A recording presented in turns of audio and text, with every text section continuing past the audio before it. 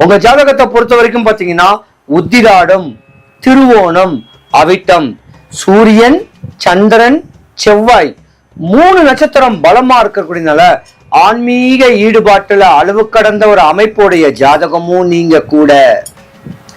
கர்ம பலனை அனுபவிக்கணும்னு பிறந்தவங்களும் கூட மகர ராசி தான். நிறைய லா படிக்கலாம். அப்ப இந்த மகர ராசி பெண்கள் பாத்தீங்கன்னா மறுஜென்மம் கிடையாது உங்களுக்கு.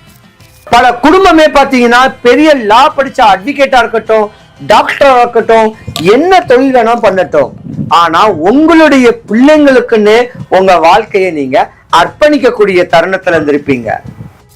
ஒரு குறிப்பிட்ட கால வயசு பெண்கள் 35-45 வயசுக்கு மேல இருக்கிறவங்க உங்க ஆரோக்கியத்தை பார்க்கணும். சிவாய நம. எல்லா உலகங்களுக்கும் தலைவனே, காரண ரகிதனே, என் எண்ணற்கு அரியவனே, முழு மங்கள ஸ்ரூபியே, தானுவே, பரம ஆனந்த ரகிதனே, ஈஸ்வரனே, எங்கள் தலைவனே, உமக்கு ஜெயம் உண்டாகுக. சிவாய நம. வணக்கம். நான் உங்க ஜோதிடர் கருப்பசாமி, KGF.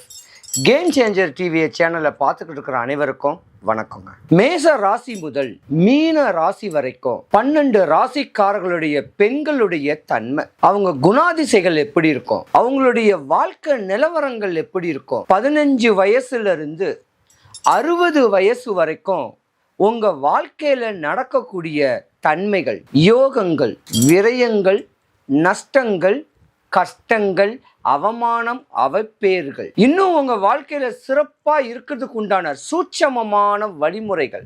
60 வயசு வரைக்கும் நீங்க எப்படி இருக்க போறீங்க? பொதுவா மேச ராசியில உள்ள ராசிக்காரர்களுடைய பெற்றோர்கள் ஒரு 25 வயசு வரைக்கும் மேச ராசிக்காரர்களுடைய தன்மையை அவங்களை எப்படி நீங்க பாதுகாக்கணும்? 25 வயசுக்கு மேல மேச ராசிக்காரர்களுடைய தன்மைகள் எப்படி இருக்கும்? அவங்க வாழ்க்கை நெறிமுறைகள் எதெல்லாம் கடைபிடிக்கணும்?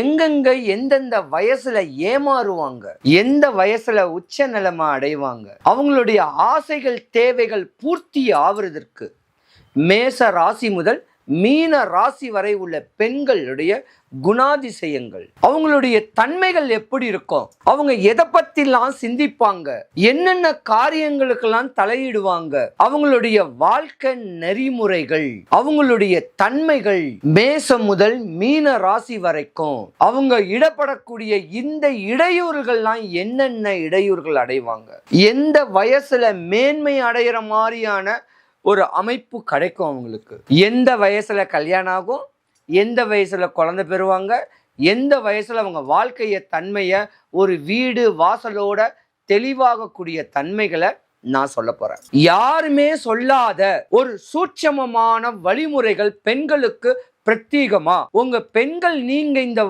இந்த தெளிவான வழிமுறைகளை தெளிவுபடுத்திக்கிட்டீங்கன்னா உங்க வாழ்க்கை சக்சஸ்.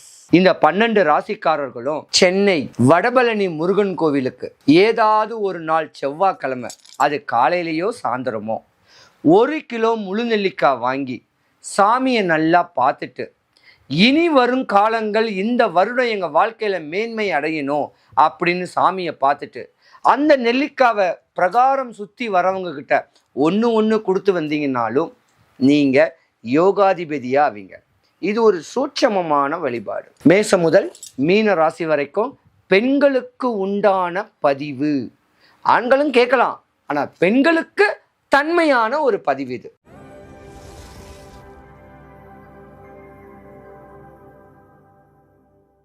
மகர ராசி. மகர ராசிக்கு அதிபதி சனீஸ்வர பகவான். மகர ராசியை பொறுத்த வரைக்கும் 3 நட்சத்திர பாதங்கள் ரொம்ப பலமாவே இருக்கக்கூடிய தன்மை உண்டு.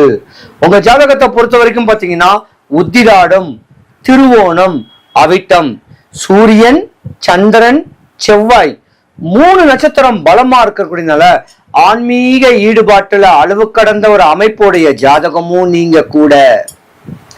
கர்ம பலனை அனுபவிக்கணும்னு பிறந்தவங்களும் கூட.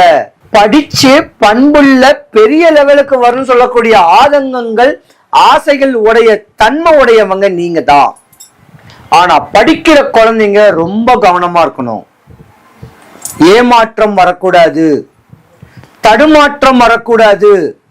உங்க ஆசைகள் காதல் மேல போகக்கூடாது. இப்படி பக்குவமா இருந்து படிச்சீங்கன்னா MBA நீங்க தான், டாக்டர் நீங்க தான், அட்வொகேட் நீங்க தான், பெரிய படிப்பறக்கூடிய தன்மை உண்டு. சொந்த தொழிலேயே ஒரு ப்ரொஃபஷனால ஒரு அற்புதமான ஒரு மேன்மை அடையக்கூடிய தருணமும் உங்க ஜாதகத்துல இருக்கு.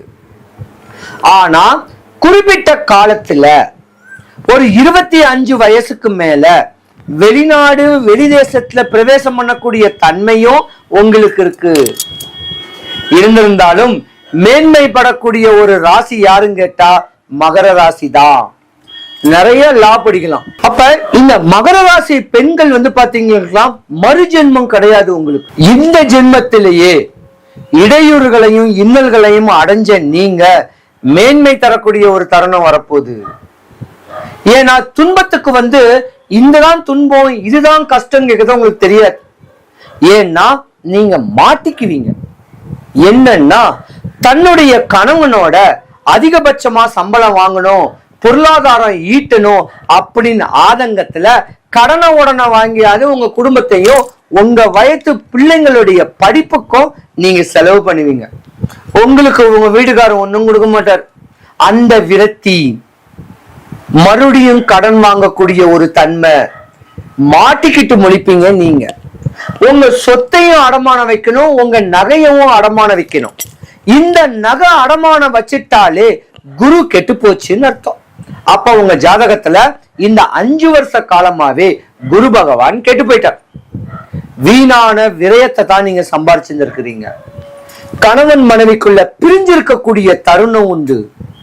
பல குடும்பமே பாத்தீங்கன்னா பெரிய லா படிச்ச அட்வொகேட்டா இருக்கட்டும், டாக்டரா இருக்கட்டும், என்ன தொழில் வேணா பண்ணட்டும், ஆனா உங்களுடைய பிள்ளைங்களுக்குன்னு உங்க வாழ்க்கையை நீங்க அர்ப்பணிக்கக்கூடிய தருணத்துல இருந்திருப்பீங்க.